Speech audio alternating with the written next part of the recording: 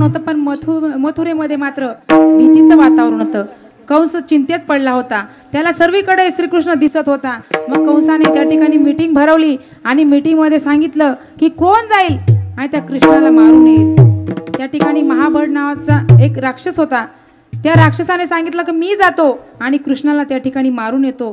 त्याने ब्राह्मणाचं रूप घेतलं आणि तिथून निघाला आणि गावामध्ये जात असताना त्या ठिकाणी कोई भविष्य पूछ लो असा आवाज देऊ लागला.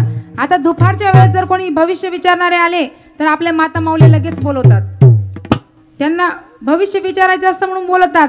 या ठिकाणी यशोदा मातेने सुद्धा सांगितलं, म्हणले काय रे बाबा माझ्या मुलाचं भविष्य पाशील का? म्हणले मी तर त्याच्यासाठीच आलोय. म्हणले बोलवलं आणि सांगायला लागला, म्हणले मैया तुझा हा लाला आहे ना, हा लटकट आहे, हा नटखट लाला आहे, हा खोड्या करेल मोठं झाल्यावर, हा रोजच्या भांडणी घरी आणेल. यशोदा मैया म्हणे आणू दे, मी त्याला घरात कोंडून ठेवेल. हा 16,108 पत्न्या करेल. म्हणे चालेल काही हरकत नाही. हा तुझ्या कुणाचा नाश करेल. एक काम कर, याला एक मोठा खड्डा कर आणि त्या खड्ड्यामध्ये दाबून दे. यशोदा माता सांगतात, म्हणले काय रे बाबा, गर्गांनी तर वेगळंच काहीतरी सांगितलं होतं. म्हणले तो गर्ग चुकला, त्याला काय समजतं त्या गर्गाला. आता देवाला भक्ताचा अपमान सहन होत नाही. भगवंताला राग आला, गर्गांना बोलले म्हणून राग आला. घरात असलेल्या सगळ्या निर्जीव वस्तूंना सांगितलं, म्हणले उठा रे मारा याला. आता त्या ठिकाणी घरात असलेल्या कोळपाट लाटणं सर्व वस्तू सुटल्या आणि त्या ब्राह्मणाला म्हणजे त्या महाबळला मारू लागल्या.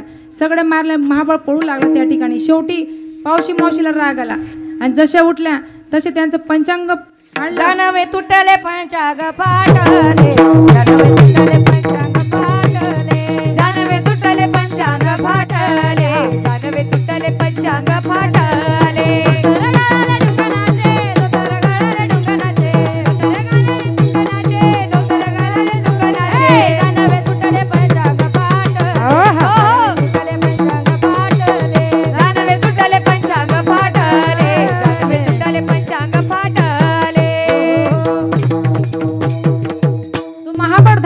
कंसाकडे गेला. आता त्याला देवाने जिवंत सोडलं असतं का बरं? देवाने सोडलं असतं का? देव एवढा सोपा आहे का? पण त्याने ब्राह्मणाचं रूप घेतलं होतं म्हणून त्याला जिवंत सोडलं. तो धावत धावत गेला, कंसाला सांगतो, म्हणले अरे बाबा तुझा शत्रू अवघड आहे, त्याला सजीव तर सजीव पण निर्जीव वस्तू सुद्धा त्याचं ऐकतात, त्याला मारणं एवढं सोपं नाही. इकडे कंसाला घाम चालायला लागला. म्हणले आता काय करावं? आता जे काम माणसं करू शकत नाही ते बायांना जमतं ना. आपल्याला एका घराची 2 घरं करणं कोणाला जमतं? आपल्याला. महाभारत कोणाला जमतं? आपल्याला जमतं. म्हणून त्यांनी सांगितलं सगळ्या त्या ठिकाणी महिलांची मीटिंग, बचत गटची महिला, त्या ठिकाणी आरोग्य सेविका, पोलीस पाटलीन बाई, सरपंच बाई, सगळ्या बाया जमा केल्या. मास्तरीन ताई, अजून डॉक्टरीन ताई, फुकटच्या पदव्या सगळ्या जमा केल्या आणि सांगितलं कोण जाईल आणि त्या कृष्णाला मारून येईल. कोणीच तयार नव्हतं. पण एक आवाज आला, म्हणले दादा मी जाईल आणि त्या कृष्णाला मारेल. कंसाने पाहिलं होतं ती कोण होती बरं? पुतना. म्हणले तुझा असा अवतार बघून तुला कोणी गोकुळामध्ये येऊ देईल का? तुझा गेटअप चेंज करावा लागेल. त्या ठिकाणी गेटअप चेंज करण्यासाठी मग आता पूर्ण पाचोरा तालुक्याच्या ब्युटी पार्लरवाल्या बाया बोलवल्या आणि तिचा मेकअप करायला सुरुवात केली. बगीच्यामध्ये ज्या गवत कापण्यासाठी कैच्या असतात ना, त्या तिच्या आयब्रोसाठी आणल्या. एवढंच नाही तर एक ट्रँकरवर फेअर अँड लवली, एक टँकर भरून त्या ठिकाणी फाउंडेशन मेकअप चालू केला. कसं अशी सजवली जोडव साखळ्या पैंजण कमरेला कमरपट, नाकात नथ घालून सगळा ताटमाट करुणी, सगळा ताटमाट करुणी, नेसले गा शालू पैठणचा, नेसले गा शालू पैठणचा, नेसले गा शालू पैठणचा, नेसले गा शालू पैठण, शालू पैठण. एवढी सुंदर सजवली आणि आता ती गोकुळामध्ये आली. प्रत्येक घरी जायची, बाळाला दूध पाजायची आणि ती म्हणजे विष पाजायची आणि पुढे जायची. शोधत नंदराणीच्या घराजवळ गेली आणि आवाज दिला नंदराणीला. नंदराणीला आवाज दिला, ए यशोदा. नंदराणीला राग आला. म्हणले मला इथं कोणी नंदराणी म्हणतं, एक तर मैया म्हणतात आणि यशोदा म्हणणारी कोण आली? नंदराणी बाहेर आली आणि विचारते, म्हणले कोण आहे का तू? म्हणले मी तुझी बहीण आहे. नंदराणी सांगते, म्हणले मला बहीण नाही, मी एकटी आहे. अगं म्हणले मी तुझी चुलत बहीण आहे. म्हणले मी जशी एकटी तसा माझा बाप सुद्धा एकटा. म्हणले मी तुझ्या बापाच्या भावकीतली आहे. मग नंदराणी सांगते, माझ्या बापाने भावकीला काय केलंय म्हणे? काय केलेलं आहे? त्याच्यामुळे भावकीतलं सुद्धा नाही, मला खरं सांग तू कशासाठी आली. त्यावेळेस ती सांगते म्हणले अगं बाई मला माहिती पडलं की तुला मुलगा झाला आणि तो मुलगा बघण्यासाठी मी आली. नंदराणी सांगते म्हणले बाई आता माझा मुलगा झोपलाय, आता काय तू त्याला भेटू नको, तो झोपलेला आहे.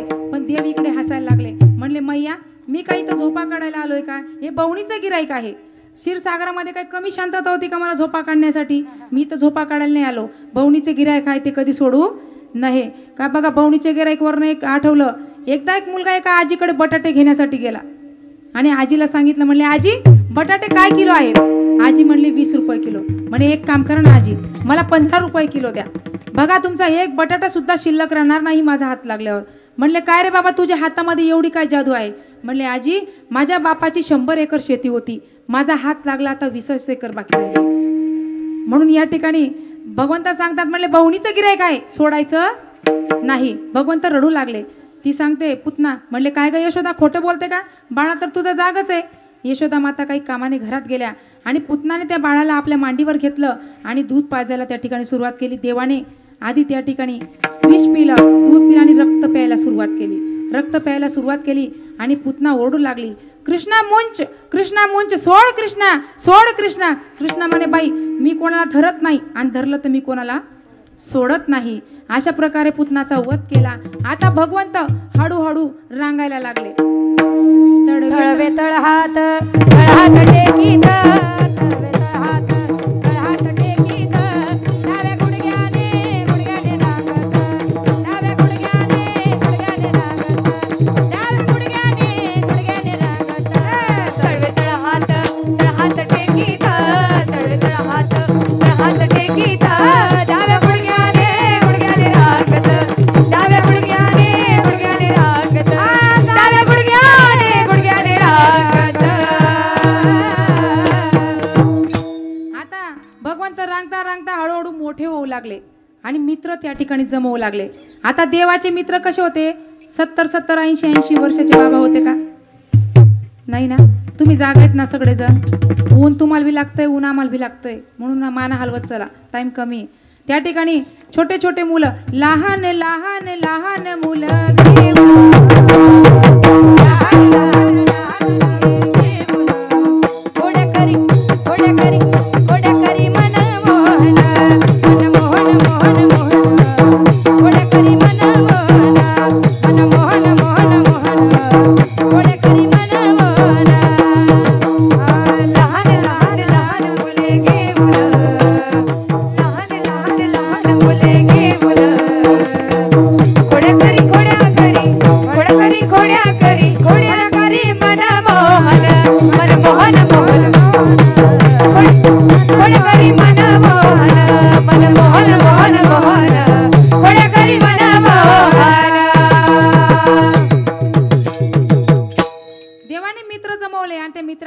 सर्व मित्र एका ठिकाणी आले आणि विचारलं म्हणले काय रे तुम्ही असे सगळे बारके बारके का बरं आहेत. एक म्हणतो म्हणे आम्ही कुरकुरे खातो म्हणे कुरकुरे. दुसरा सांगतो म्हणले कृष्णा काय सांगावं, आमच्या घरी दही दूध आहे पण आमच्या घरचे आम्हाला खायला नाही, कारण आमच्या घरचे काय करतात म्हणे दुधामध्ये पाणी टाकतात, बादली खंगाय खंगाय आणि पैसा संगाय संगाय आणि डेअरीला देतात पण आम्हाला देत नाही. कृष्ण सांगतात म्हणले ठीक आहे चिंता करू नका, आपण एक काम करू, आपण चोरी करू म्हणले.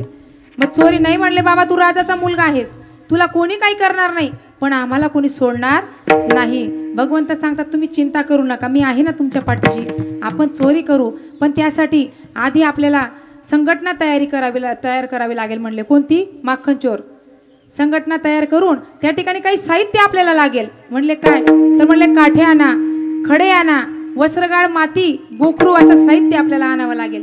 म्हणले कृष्णा खडे कशासाठी, तर म्हणले आपण जायचं आणि त्या मडक्याला खडा मारायचा, टुनकन जर आवाज आला समजायचं ते खाली आहे आणि जर बुतकन आवाज आला तर समजायचं ते भरलेलं आहे.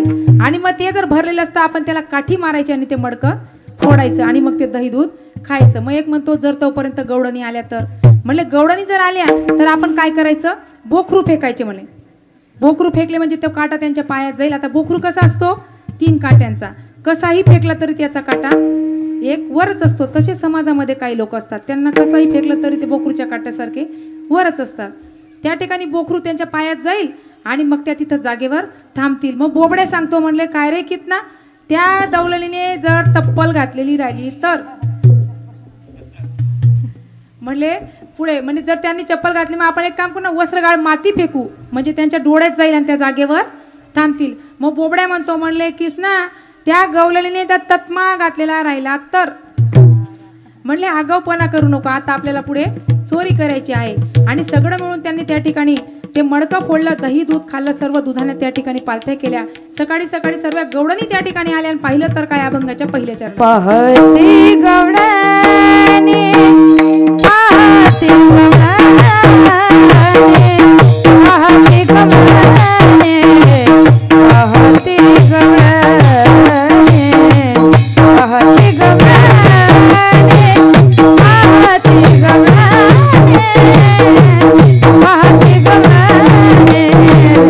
पाहती गवळणी पाहती गवळणी पाहती गवळणी पाहती गवळणी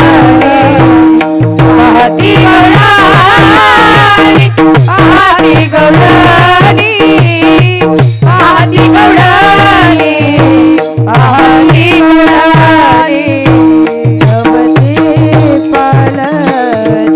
दोधाने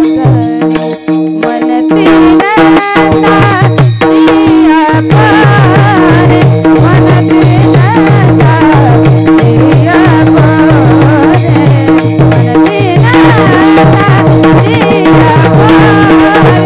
पारे मनते नंदा दिया पारे मनते नंदा दिया पारे मनते नंदा दिया पारे सवती पालती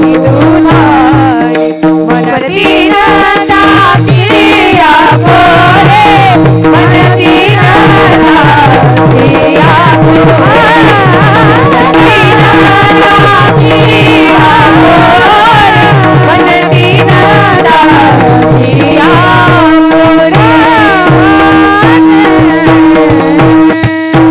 तसं या ठिकाणी आपण सुद्धा आपलं हे शरीर रूपी जे मडकं आहे देवाने घडवलं याला पालथं केलं पाहिजे, म्हणजे त्याच्यातून अहंकार काम क्रोध सगळा बाहेर निघेल.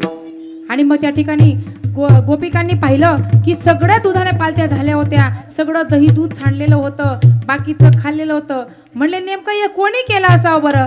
त्या गवळणी एकमेकांमध्ये चर्चा करू लागल्या, कोणी केलं असेल कोणी केलं असेल. तर महाराज अभंगाच्या दुसऱ्या चरणात मनती नंदाची या पोरे मनती नंदाची या पोरे मनती नंदाची या पोरे मनती नंदाची या पोरे मनती नंदाची या पोरे मनती नंदाची या पोरे मनती नंदाची या पोरे मनती नंदाची या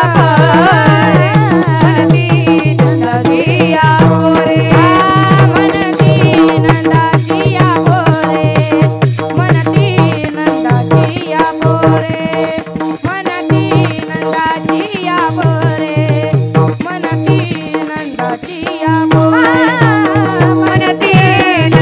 या पोरे मनती नंदाची या पोरे मनती नंदाची या पोरे मनती नंदाची या पोरे आधी चोरी केली का रे आधी चोरी केली का रे आधी चोरी केली का रे आधी चोरी केली का रे मनती नंदाची या पोरे मनती नंदाची या पोरे मनती नंदाची या पोरे मनती नंदाची या पोरे मनती नंदाची या पोरे मनती नंदाची या पोरे मनती नंदाची या पोरे मनती नंदाची या पोरे त्या गवळणी त्या ठिकाणी चर्चा करत होत्या. म्हणले बाई हे काम नंदाच्या पोराचंच असायला पाहिजे, कारण त्याने एकदा माझ्या घरी सुद्धा अशीच चोरी केली होती. त्याच्यात एक दुसरी तिसरी सांगते, म्हणले अगं म्हणले तुमच्या घरात केली असेल चोरी, पण त्याच्यामध्ये जर ताकद असेल ना त्यांनी माझ्या घरी यावं चोरी करायला. मग कसं सांगते त्याला काय. तर कृष्णाने सांगितलं मित्रांना, म्हणले हिचा नंबर, घर नंबर घ्या बरं का, कॉलनी नंबर घ्या, म्हणजे समजेल आज तिच्या घरीच आपल्याला चोरी करायची आहे. सगळ्यांना सांगितलं रात्री ह्या टायमाला तुम्ही तिथं या. सगळेजण त्या ठिकाणी रात्री जमले आणि जी बाई बोलली होती ना गवडण, तिच्याच घरी ते चोरी करायला गेले. चोरी केली. एवढंच नाही, मित्रांना सांगितलं ते आपल्या जवळच्या, तुम्ही बाहेर जा म्हणून. आणि मध्ये भगवंत थांबले. त्या गवडणीची दाढी गवड्याची वेणीची गाठ बांधली. बरोबर का? चुकलं का माझं काही? चुकीचं बोलली ना मी? काय बोलली मी? त्या गवडणीची वेणी आणि त्या गवड्याच्या दाढीची गाठ मारली आणि तिथं असलेला कंदील तो विझवला आणि भगवंत बाहेर निघून गेले. आणि सांगितलं, म्हणले सकाळी सर्वांनी या ठिकाणी जमा, आपल्या गावामध्ये सोंग निघणार आहे. आणि निघून गेले. आता सकाळ झाली. आधीच्या काळामध्ये तेव्हा गोकुळामध्ये आधी गवडणी उठायच्या आणि नंतर गोपाळ उठायचे. पण आता गोपाळ उठता आणि गवडणी नंतर उठता. गोपाळांना चहासुद्धा बनवून ठेवावा लागतो. असं मला आमच्या घरी नाही बरं का तसं, आम्ही दोघं सारखेच उठतो, म्हणून कोणीच मागे नाही आणि पुढे नाही उठायचा प्रश्नच नाही. तिकडे ती गवडण उठायला लागली. उठली आणि पाहिलं तर त्या गवड्याच्या दाढीला झटका बसला, तिच्या वेणीला पण बसला. तो गवडी म्हणतो, म्हणले तुझं डोकं चालतं का? सकाळी सकाळी लोक देवाचं नाव घेता आणि तू माझी दाढी ओढते का? म्हणले अहो तुम्हाला कळतं का, तुम्ही माझी वेणी ओढताय. दोघांनी पाहिलं, हात लावला तर पाहिलं तर गाठ मारलेली होती. म्हणले तू गाठ कशी मारली? ती म्हणे माझा हात कसा जाईल मागे, मी कशाला गाठ मारू? आता ते दोघं म्हणले तेरी बी चूप मेरी बी चूप, आता शांत बस. एका ठिकाणी बसले, कारण गाठ ती काही सुटत नव्हती.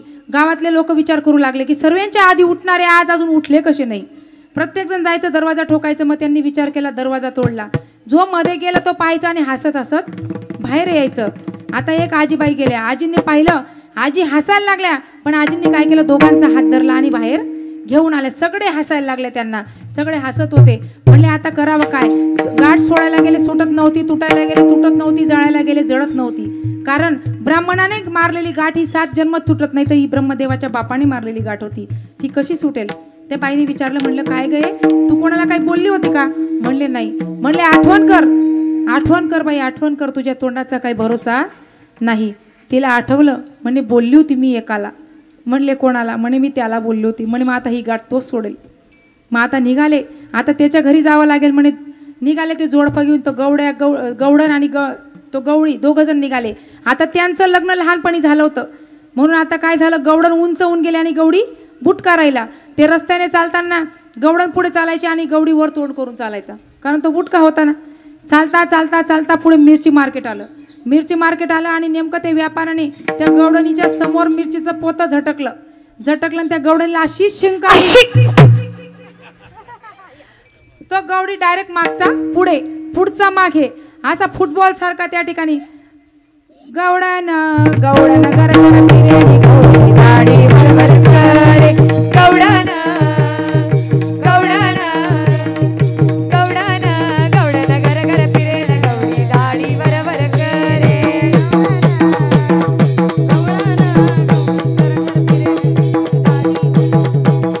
दाढी बरोबर करे न गवडी दाढी बरोबर करे, दाढी बरोबर करे न गवडी दाढी बरोबर करे, गवडण गर गर फिरे न गवडी दाढी बरोबर करे, गवडण गर गर फिरे न गवडी दाढी बरोबर करे, दाढी बरोबर करे, गवडण गर गर फिरे न गवडी दाढी बरोबर करे.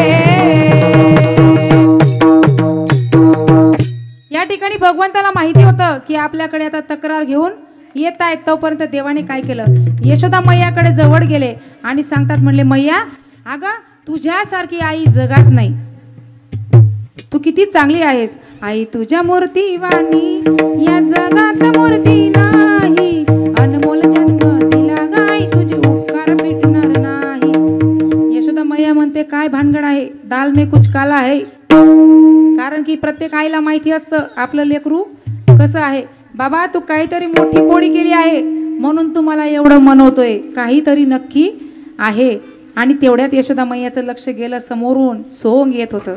यशोदा मैयाने पाहिलं, यशोदा मैया जोरात हसायला लागल्या. ते जवळ आले आणि यशोदा मैयाला सांगतात, यशोदे कृष्णाला सांगावे, यशोदे कृष्णाला सांगावे, गोकुळे राहावे का जावे, गोकुळे राहावे का जावे, गोकुळे राहावे का जावे, गोकुळे राहावे का जावे, गोकुळे राहावे का जावे, गोकुळे राहावे का जावे. बघ्या मिळणी गवळाने जात होत्या मथुरे बाजारी, बघ्या मिळणी गवळाने जात होत्या मथुरे बाजारी, कृष्णा वाटे म्हणे गोकुळे राहावे का जावे, गोकुळे राहावे का जावे, गोकुळे राहावे का जावे, गोकुळे राहावे का जावे, राहावे का जावे. यशोदा माता पाहून हसायला लागल्या. यशोदा माताला सांगतात की तुझ्या कानाला सांग आम्ही राहावं की जावं, कारण त्याच्या खोड्या एवढ्या वाढल्या आहेत, एवढ्या वाढल्या आहेत. खरं जर सांगायला गेलं ना यशोदा माता, तुला राग येईल. यशोदे ग तुला येईल राग, यशोदे ग तुला येईल राग, यशोदे ग तुला येईल राग, ते ग तुला येईल राग. तुझ्या कृष्णाला काहीतरी सांग ना, तुझ्या कानाला काहीतरी सांग ना, यशोदे ग तुला येईल राग, यशोदे ग तुला येईल राग. तुझ्या कृष्णाला काहीतरी सांग ग, तुझ्या कानाला काहीतरी सांग ग, यशोदे ग तुला येईल राग, यशोदे ग तुला येईल राग. यशोदा मातेने भगवंताकडे पाहिलं. भगवंत कडेवरनं खाली उतरले आणि जवळ गेले आणि म्हणतात, मावशी आता बोलशील का? म्हणले, ए बाबा आधी ही गाठ सोड ना. भगवंताने आपल्या तिरच्या नजरेने पाहिलं. तूने डाली जो तिरची नजर सावळा जादूगर, तूने डाली जो तिरची नजर सावळा जादूगर, तूने डाली जो तिरछी नजर सावळा जादूगर, तूने डाली जो तिरछी नजर सावळा जादूगर. मेरा सावरा मेरा सावरा मेरा सावरा, सावरा मेरा सावरा, मेरा सावरा, मेरा सावरा.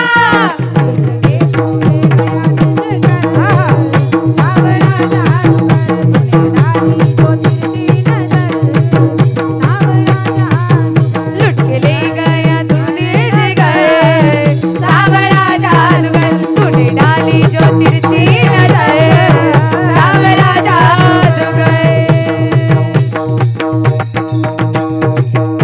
आता यशोदा माता म्हणतात की याच्या भरपूर खोड्या वाढल्या, आता याचं नाव आपण शाळेत टाकलं पाहिजे. आता घरी ठेवून फायदा. यशोदा मातेने भगवंताला त्या ठिकाणी आता कुठे पाठवलं?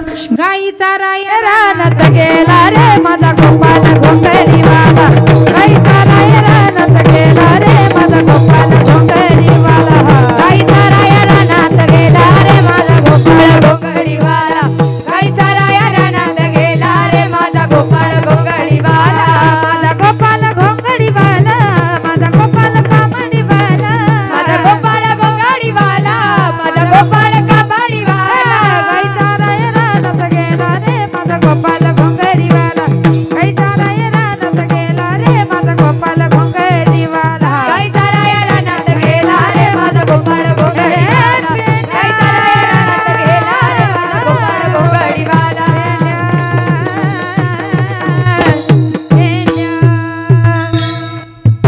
काम करा, आता सगळ्यांनी वर हात करा. आपण भगवंताचं नाव मोठे प्रेमाने घेऊ, कारण बसून बसून तुम्हीही बोर झाला असाल. वर हात करा सगळ्यांनी. विठोबा रखुमाई, विठोबा रखुमाई, विठोबा रखुमाई, विठोबा रखुमाई, विठोबा रखुमाई, विठोबा रखुमाई, विठोबा रखुमाई, विठोबा रखुमाई, विठोबा रखुमाई, विठोबा रखुमाई, विठोबा रखुमाई, या ठिकाणी भगवंत त्या ठिकाणी गायी चारण्यासाठी रानामध्ये गेले आणि तिथं गोपिका पाणी घेऊन जातो. त्या गोपिकांनी पाहिलं. काय पाहिलं? पाहिला पाहिला नंदाचा नंदन,